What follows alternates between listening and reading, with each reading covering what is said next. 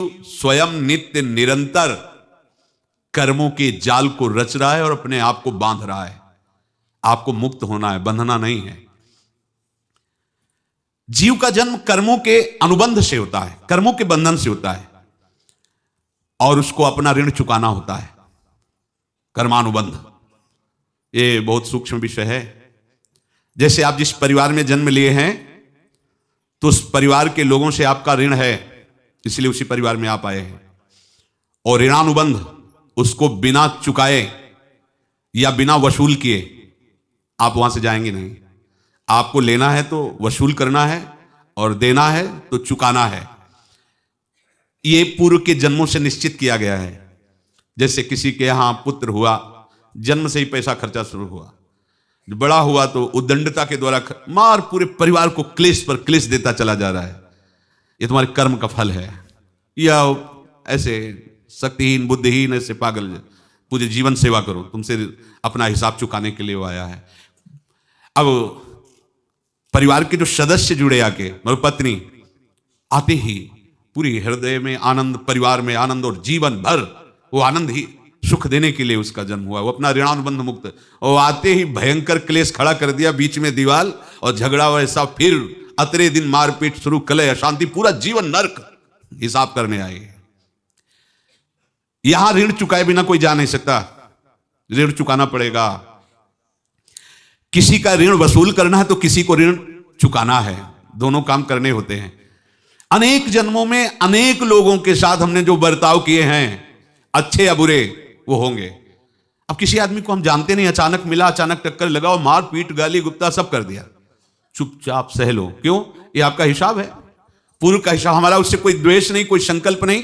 अचानक घटना घटी और हमसे द्वेष करने लगा, हमें पीटने लगा, हमें गालियां दे, ये हिसाब है, चुपचाप सह जाओ। अपने घर का भाई ही भारी दुश्मन बन गया और क्लेश, हिसाब है। एक प्रभुदत्त ब्रह्मचारी जी की वाणी में पढ़ा था, एक महात्मा जी भ्रमण करते थे तो उस समय असरफियां चलती थी, मोहरे असरफियां, तो उनको भेंट में देते लोग। तो या तो ठाकुर सेवा में लगे तत्काल, या संत सेवा में तत्काल लगे, उसका संग्रह करके डोलना ये ठीक नहीं है बैरागी के लिए, सिद्धांत में ये ठीक नहीं है। तो जब 2, 4, 6, 8 ऐसे मोहरे हुई तो उन्होंने विचार किया कि और भ्रमण करके जब काफी मोहरे हो जाएंगी तो प्रयागराज में जब कुंभ पड़ता है, एक बार पूरे सब अखाड़े के संतों को, अलग अलग संप्रदाय सब संतों को बुलाएंगे और सबको पुआएंगे। अब साधु है तो यही विचार करेगा, और क्या विचार करेगा। तो उन्होंने ऐसे डंडा बनवाया, बेंत, जो ऊपर से चूड़ीदार और भीतर पोला, और मोहरे उसमें डालते गए। और भ्रमण, जहां जहां श्रद्धालु भगत थे सबके यहां जाना और इच्छा रखना कि एक मोहर तो दे दे दक्षिणा में। कामना कोई भी हो वो बांधती ही है, ध्यान रखना। इसलिए प्रभु जो चाहे वो करे, अपनी चाह नहीं रखनी चाहिए, अपनी चाह प्रभु की चाह में मिला देनी चाहिए। धीरे धीरे वो छड़ी भर गई, भ्रमण करने वाले महात्मा चूड़ी लगाई, इंतजार करते रहे। जब प्रयाग का कुंभ पड़ा तो चले। तो रास्ते में एक गांव में पूछा जाता है, जैसे कहीं रुको कि कोई श्रद्धालु ऐसा है जो संत सेवी है। तो कुछ लोगों ने बताया, हाँ एक परिवार है बहुत संत सेवी है और आपको मिलाते हैं उनसे। हाँ ये महाराज, घर में रुका, खूब अच्छा हलवा पूड़ी पवाया, और जो घर के मालिक थे चरण दबाए। चरण दबाते दबाते उनकी दृष्टि पड़ी उस डंडे पे, इतना मोटा और ऊपर से कुछ चूड़ी सी भी नजर आ रही, इस डंडे में तो कोई रहस्य है ही है। अब महात्मा जी को खवा पिला के सुला दिया। महात्मा जी जब सो गए तो पत्नी से धीरे से कहा, वो डंडा लाओ बाबा जी का डंडा। वो चूड़ीदार जो ही खोला पलटाया तो सैकड़ों मोहरे। ऐसे संत रोज पधारे भगवान, तुम आनंद हो जाए फिर क्या। पत्नी से कहा, नाप के कंकड़ लाओ। वो तो महात्मा जी तो खाए खीर पूड़ी, आराम से सो रहे। रात में पूरी प्लानिंग करके उसमें कंकड़ भर के चूड़ी लगाकर सिराने रख दिया, सारी मोहरें हटा ली। महात्मा जी आराम से छड़ी उठाए तो वजन पक्का। वैसे बड़े लोग चतुर होते हैं, पर ये नहीं जानते कि कर्म कितना भयानक होता है। और उनकी कोई संतान नहीं थी, पर धन में इतना प्रेम उनको था। बहुत सावधान साधु महात्माओं के पास जो अर्थ है, गृहस्थी अगर आता वहीं से है, पर अगर उसको जोर जबरदस्ती या किसी छल कपट से, तो वो उसका विनाश ही करता है, आज तक का प्रमाण है। अब उनको ये भाव पता नहीं होगा, या पता होगा तो लोभ के कारण वो उसको मान नहीं पाए होंगे। महात्मा जी गए प्रयाग में, किसी अखाड़े पर रुके और वहां प्रार्थना की कि कल जो है संपूर्ण अखाड़ों का निमंत्रण किया जाए और सब संतों को भोग पवाया जाए, उनको दक्षिणा भी दी जाए। महंत ने सोचा कि बहुत बड़ा है तो उत्सव है, क्योंकि प्रयाग में कितने हजारों संत महात्मा सब। उनका महाराज बोरों इसमें चीनी और टीनों घी लगेगा, सब व्यवस्था। बोले आप मंगाइए, एक एक हिसाब हम करेंगे, हमारे पास सब व्यवस्था है। बोले कुछ तो पहले दे दो, इकट्ठे देंगे हम। उनको था कि अगर हम छड़ी खोला और 2-4 मोहरे दी, किसी को पता लग गया तो गड़बड़ हो सकती। बोले हम भंडारे के समय आखिरी में सब कुछ आपको दे देंगे।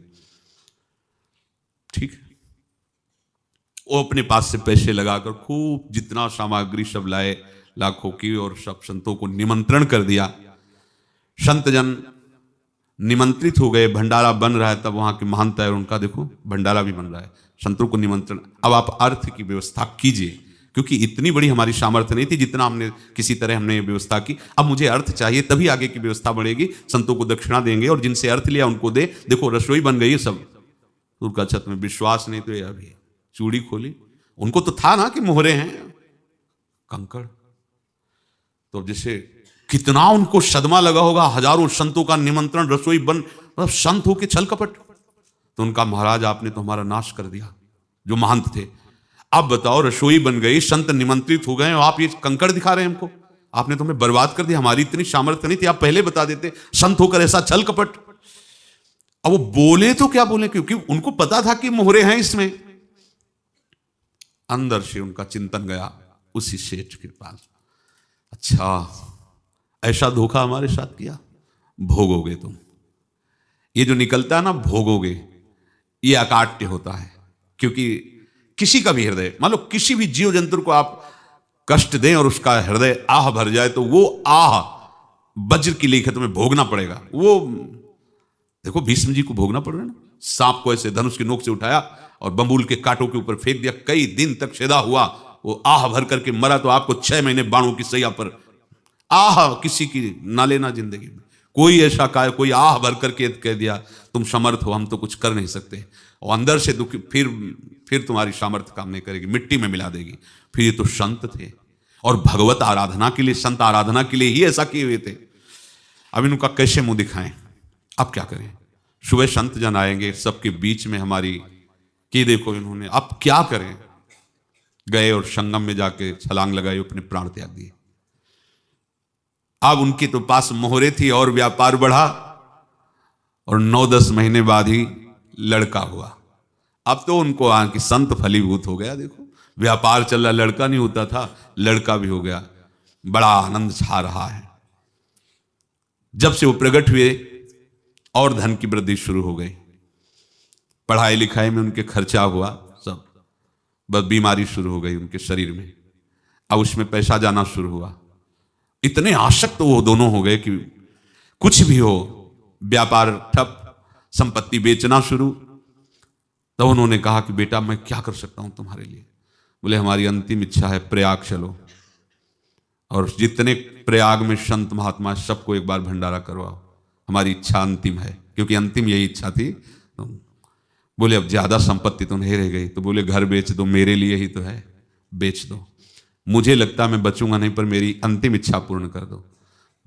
घर बेच दिया, जेवर बेच दी। वहां गए, जब संत सेवा की तो बोले मुझे संगम तक ले चलो।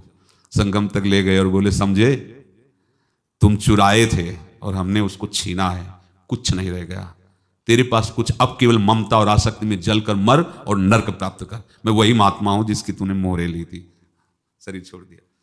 महात्मा को जन्म लेना पड़ा और इनको दुर्गति भोगनी पड़ी। ऋणानुबंध होश में, ऐसा नहीं कि आप जो कर रहे हैं कोई देख नहीं रहा, कोई हिसाब किताब नहीं, जो कर रहे हैं अवश्य में भोक्तव्यम। बहुत सावधान। अनेक जन्मों में अनेक लोगों से जो कुछ लिया दिया है, इस लेने देने को मिटा देने के बाद ही तुम मुक्त हो गए। इसीलिए एक उपाय है, लेना न देना मगन रहना। क्या? मालिक को समर्पित हो जाओ, मालिक को अपना माना हुआ समर्पित कर दो, खत्म। अहम त्वाम स्वरूपापिभ्यो मोक्षयिष्यामि। सब खत्म, आगे पीछे लेना देना सब खत्म। एकादश स्कंद में भगवान श्री कृष्णचंद्र जी ने कहा, जो मेरे चरणों का आश्रय लेकर भक्त मेरा भक्ति करता है, उसके पितृ ऋण, मातृ ऋण, देव ऋण, ऋषि ऋण, सब ऋणों से मैं मुक्त कर देता हूं। बस यही एक उपाय है जो इसके बंद करने का उपाय भक्तों के लिए है, वो यही है, भगवान की शरण में होकर अपना माना हुआ पूरा भगवान के अर्पित कर दो। अर्पित करने का तात्पर्य उसमें अहम हटा दो। तो दियम वस्तु गोविंदम तुभ्यमेव समर्पये। जिनसे तुमने सेवा करवाई है उनकी सेवा करनी पड़ेगी, जिनसे तुमने जो कुछ लिया है उनको देना पड़ेगा। ये लेने देने का व्यापार जब तक समाप्त नहीं होगा तब तक तुम्हारा जन्म मरण चलता रहेगा। अब आपको यहां समझना है, यदि आपसे किसी ने पैसे लिए बेईमानी करके नहीं दे रहा है तो आप उसको गाली मत दीजिए, आपने बेईमानी की थी इसलिए आपकी बेईमानी हुई है, ले गया, कोई बात नहीं है, बंधन से मुक्त हुए, जो बोझा था चला गया। उसको ऐसा ना देखे कि ये बेईमान हमारे रुपए मार लिए, अब जो कुछ होगा देखेंगे। अगर आप आगे नया कुछ करते हैं तो फिर आगे का हिसाब आपको भोगना पड़ेगा, ध्यान रखना। ऐसा नहीं है कि आपको भोगना नहीं पड़ेगा। एक ही उपाय है कि अब जो शरीर धारण के इसी में जो भोग ले, आगे ना होना चाहिए। तो क्या करे? सर्वतो भावेन भगवान की शरण ले लें। ये तो सर्वाणि कर्माणि मयि सन्न्यस्य मत्पराहा अनन्येनैव योगेन माम ध्यायन्तु उपासते तेषाम् अहं समुद्धर्ता मृत्यु संसार से। ये बड़ा कठिन है पार होना, कोई छोटी मोटी बात है।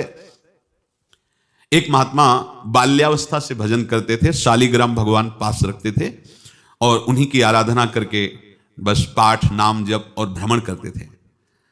यौवन अवस्था थी, गंगा जी के किनारे अपने ठाकुर को विराजमान करके स्नान करने के लिए कपड़ा ही उतार रहे थे कि 90 लोग आ गए, भाला तलवार सब ले, मारो मारो इसको मारो, घेर लिया। तो उन्होंने हाथ जोड़कर कहा, हमने क्या अपराध किया? कोई सुन ही नहीं रहा।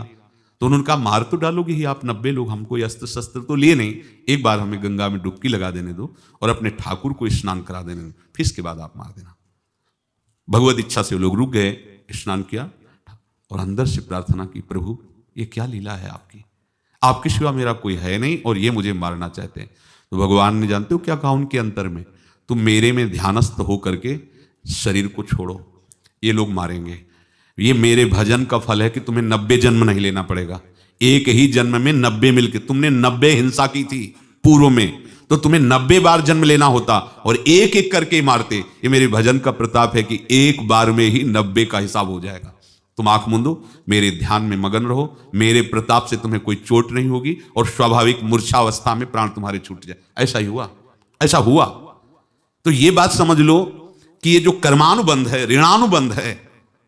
आप देखो, अगर शाप महात्माओं ने दिया कि तुम्हारे वंश का इससे विनाश होगा, तो भगवान भी परम धाम जा रहे तो उसी कील से, बाण की नोक में जो मछली लील गई थी, छोटा कण, उसी से की नोक बनाई और उसी नोक को प्रहार किया।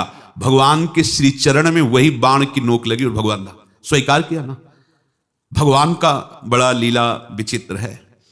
अगर छुप करके उधर रामावतार में बात, तो इधर ऐसे स्वीकार किया भगवान ने। ऐसा कहीं नहीं दिखाया कि मैं भगवान हूं तो मैं अपने लिए, ऐसा नहीं दिखाया।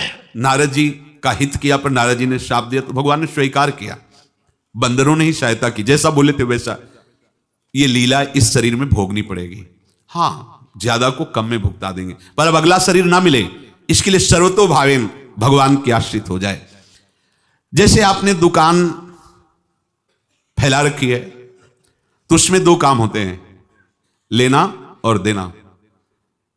किसी को उधार दिया है तो हमें उसे लेना है, और कोई नगद देकर सामान ले रहा है तो उसे सामान देना है, या उधार लिया है तो हमें उधार देना है। अब अगर दुकान बंद करनी है तो तुम्हें देने वालों पर जोर देना है, लेने वालों पर जोर नहीं। लेने वाला तो जवाब क्षमा किया, समर्पित किया, हमारा कोई संबंध नहीं, खत्म हो जाए, वो खुशी हो जाएगा। लेकिन देने वाला, तुम अगर दुकान भी उठा दोगे तो जहां भी रहोगे तुम्हारे पास वो आएगा, लाइए हमारा। तो देने पर नजर रखिए, जिसका जिसका हिसाब है वो आपके सामने आता जाए, हटाते जाओ। लेने पर नजर मत रखिए और दुकान फौरन उठा दीजिए, नहीं, अगर लेते देते रहे तो चलता रहेगा। आगे चलकर कुछ लेना न देना, मगन रहना बस अपने प्रभु के चिंतन में। अब हम कैसे जाने कि किसको क्या देना है, हमें क्या पता? तो हम पूरा हिसाब जिनको पता है उनको दे देते हैं, समझ रहे हो? उनको पता है क्या लेना है क्या देना है, तो इनके पास पहुंच गया, सरकारी हिसाब से सब बराबर कर देंगे। हमको अपनी जिम्मेवारी इनकी चरणों में समर्पित कर देना है, तभी हम जीवन मुक्त होंगे। ये रहस्य की बात है। प्रभु कह रहे हैं यस्य सर्वे समारंभा काम संकल्प वर्जिता ज्ञानाग्नि दग्ध कर्माणं तमाहु पंडितम बुधा। जिसके संपूर्ण कर्मों के आरंभ संकल्प और कामना से रहित हैं तथा जिसके संपूर्ण कर्म ज्ञान रूपी अग्नि से जल गए हैं, उसको ज्ञानी जन भी पंडित कहते हैं, बुद्धिमान कहते हैं। पूज्य श्री भाई जी महाराज कह रहे हैं जैसे वहां ज्ञानाग्नि से दग्न कह रहे हैं, तो अपने वृंदावन वासियों का प्रेमाग्नि से सब कर्म संस्कार दग्न होते हैं। जिस समय आपके हृदय में भगवत प्रेम का प्रादुर्भाव होगा तो लेश मात्र कभी तुम्हें दुख नहीं भोगना पड़ेगा।